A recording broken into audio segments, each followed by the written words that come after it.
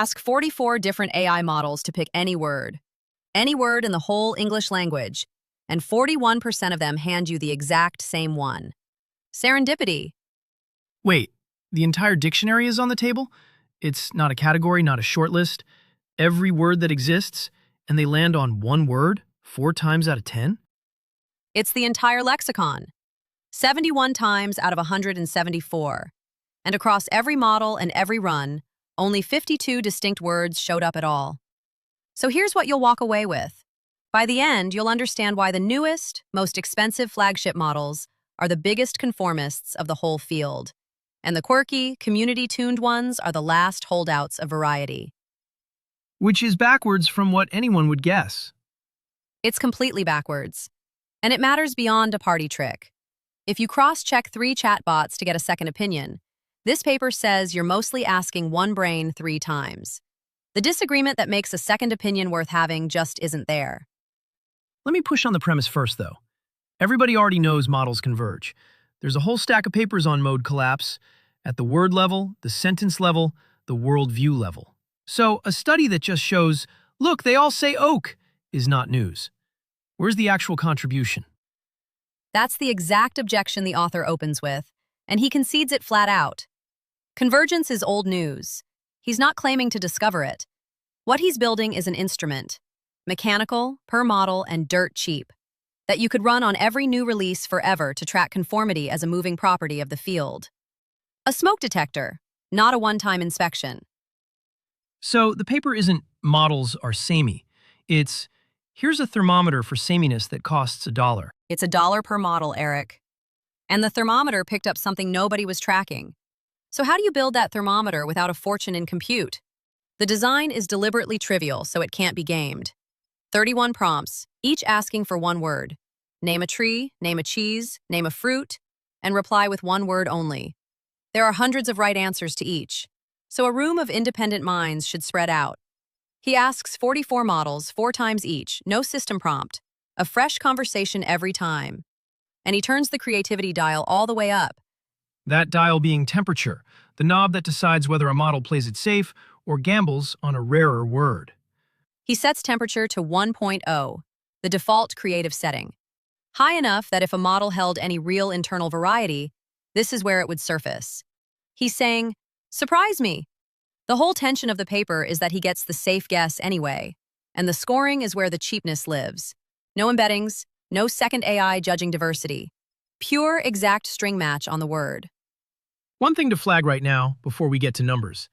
This measures which word a model picks, not how it talks. A model could be a total conformist here and still feel completely distinctive in a real conversation. Hold on to that. Fair, and it comes back hard later. But the scoring gives each model one number he nicknames the Mustard Quotient. Picture a game where you only score points for saying something nobody else in the room would say. Name a tree, you shout, oak. 0 points, everyone said oak. You shout ginkgo, now you score because the room didn't. That's the whole metric. For each answer a model gives, he pools what the other 43 said and asks how unlikely this pick was against that crowd. Then he averages it across every answer. And you measure that in what? Some diversity percentage? He measures it in bits. The only thing you need about bits is that each one means half as likely. 1 bit is a coin flip of surprise. So when the scores run from about 1 bit at the conformist end up to 3.2 at the divergent end, that's a factor of more than 4 in how likely a model's answers are under the crowd. Why the name mustard? I'm holding that. It's the best stat in the paper and I won't spend it early. Run the thing and the convergence is almost comical. Oak is 94% of every tree answer across 44 models from a dozen-plus labs. Hammer takes 94% of tools, rose takes 91% of flowers, and carrot takes 90% of vegetables. 7 categories where a single word owns more than 80% of everything. So they pile on to the most common thing in the world. Oak's a common tree. Carrots a common vegetable. That's the natural read, and it's wrong, which is the part worth slowing down on. The winning word isn't the most common thing. It's the blandest, unambiguous one. Think of an office ordering pizza. Someone asks what topping, and nobody says pineapple. Not because pineapple's rare, but because it starts a fight. They say pepperoni. The chosen answer has the fewest edges. Name a vegetable. Carrot comes back 158 times, broccoli 15, and tomato, the single most argued about is it a vegetable item in the language, appears 0 times across 176 answers. 0. It's not rare, it's 0. 0. Name a fruit. Apple 133 times, and orange, one of the commonest fruits on Earth, shows up exactly once, probably because it collides with a color. And my favorite, a panel dominated by American labs, asked to name a country, names the United States exactly 1 time out of 174 answers. Canada, Japan, and France run away with it. The home country has too many connotations, so the models route around it. So the pick isn't the popular one, it's the frictionless one. The answer least likely to draw a, well, actually. He calls it the frictionless mode. That's his own phrase, and it's the cleanest intuition in the paper. Any answer with an edge, a homonym, a taxonomic argument, a connotation, gets systematically sanded off. And sanding like that is exactly what you'd want to watch across releases, which is the whole idea of this channel. One important AI paper every day, start to finish. Subscribe to keep them coming. Now the turn. And this is the reason the instrument earns its keep. Conformity varies more than 4-fold across the field. And it's not random. Group the models by origin, and the persona and community-tuned ones average 2.8 bits, genuinely divergent. The US frontier labs, the Chinese labs, the enterprise models all sit around 1.6, 1.7. And the extreme conformist, dead last, is Claude Sonnet 5 at 1.05. Wait, the newest flagship is the conformist? I'd have bet the opposite. Bigger, newer, more capable, so more sophisticated, more distinctive. Everyone would. That's the jolt. The newest mainline flagships sit closest to the theoretical floor, a model that always gives the crowd's single most common answer. On the most concentrated categories, the newest flagships come in at 0.36 bits. The oldest models in each family sit at 1.07. The better the model, the more it hugs the crowd. Give me the sharpest single version of that. Consider the novel rate, how often a model says something no other model ever said. That's the strongest tell of real divergence. 4 models, including Sonnet 5 and Opus 4.8, scored 0%. Across the entire study, they never once said a word no other model said. Sonnet 5 avoids the popular answer only 19% of the time.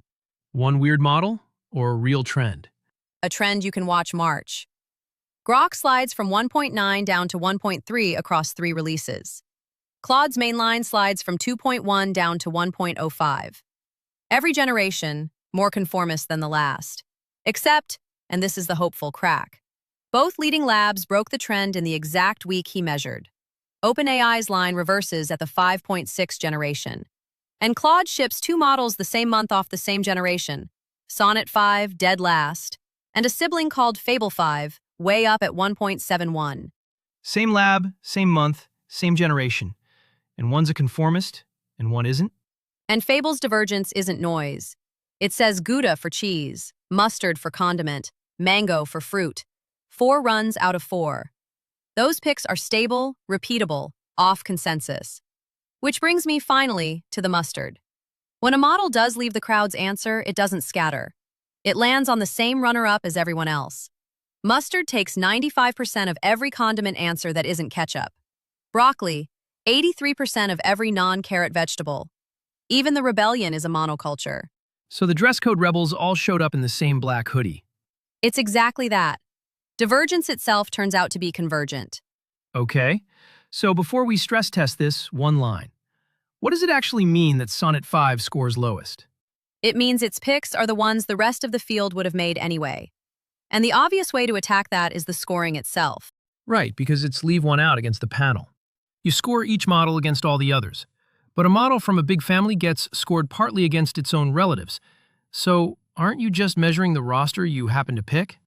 Best objection in the book. And he answers it with no new API calls. He just rescores the frozen transcripts every way you could complain about. Pull out every one of a model's relatives and score it against strangers only. The ranking barely budges, correlation of 0.985.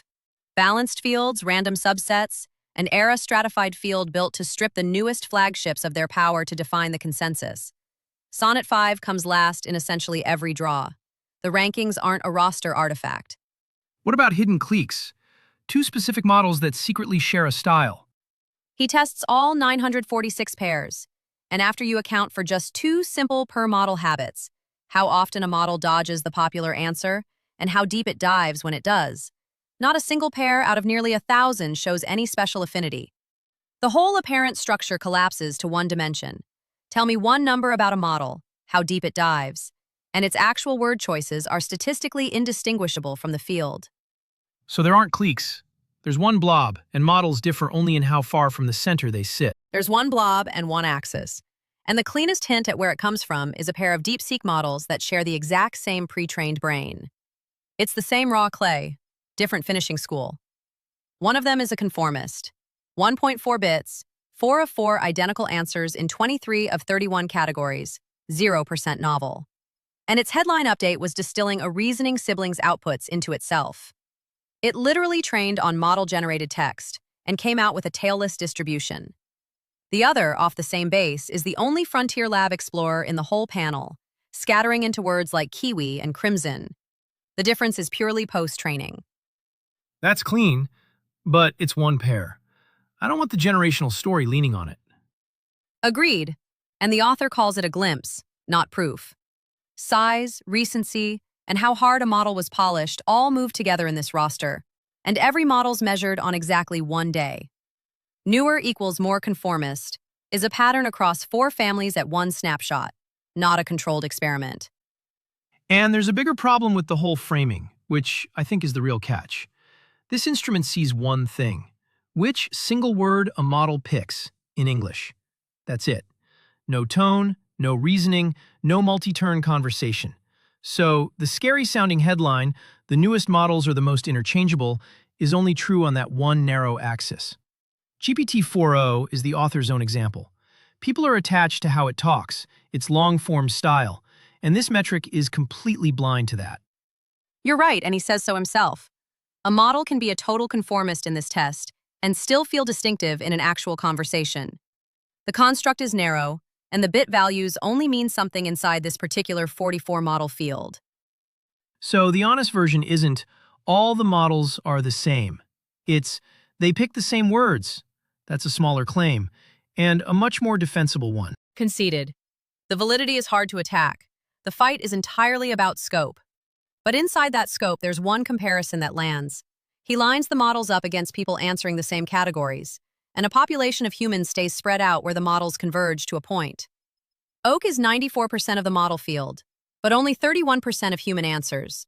And the mirror image is perfect. Asked to name a country, 2/3 of people say their own, the United States, while the models flee from it. Humans crowd toward the answer with an edge. The models flee it. What a room of people returns as a distribution. A room of models returns as a point. That's the line. And there's a quiet conservation angle underneath it, Eric. The most beloved community models, the ones people keep running years past deprecation, score high on divergence. But the most hoarded ones were already switched off the serving channel, so he couldn't even measure them. The variety was gone before the instrument arrived, which is the whole argument for running a battery like this at launch. And the detail I can't resist. This paper was co-written with 2 of its own subjects, Claude Opus 4.8, which scored 0 novelty, and Fable 5, which turned out to be one of the divergent ones. The instrument measured its own collaborators. So here's where it leaves you. Remember that opening? 44 models, 1 word, serendipity 41% of the time. When we started, that was just a funny stat. Now you can decode it. It's a field that has collapsed toward the frictionless answer, hardest at the top. The bigger claim isn't about any one model, it's this. Cross-checking 3 chatbots isn't 3 opinions. It's 1 distribution sampled 3 times, correlated error wearing the costume of a consensus. And for $1 a model, we could be tracking exactly that, release by release, out in the open. The full annotated version is on paperdive.ai. Every term tapped to define, with links to the related papers on mode collapse and model diversity grouped by theme. Quick housekeeping. This script was written by Anthropic's Claude Opus 4.8. Cassidy and I are AI voices from 11 Labs, and the producer isn't affiliated with either company. The paper is the one-word Census, posted July 14th, 2026, and we recorded this the day after, on the 15th. So here's the one to argue over. Is answer space conformity an iron law? The price of any pipeline that optimizes hard for the approved answer? Or is it a fixable default the two leading labs just started reversing in the week this was measured?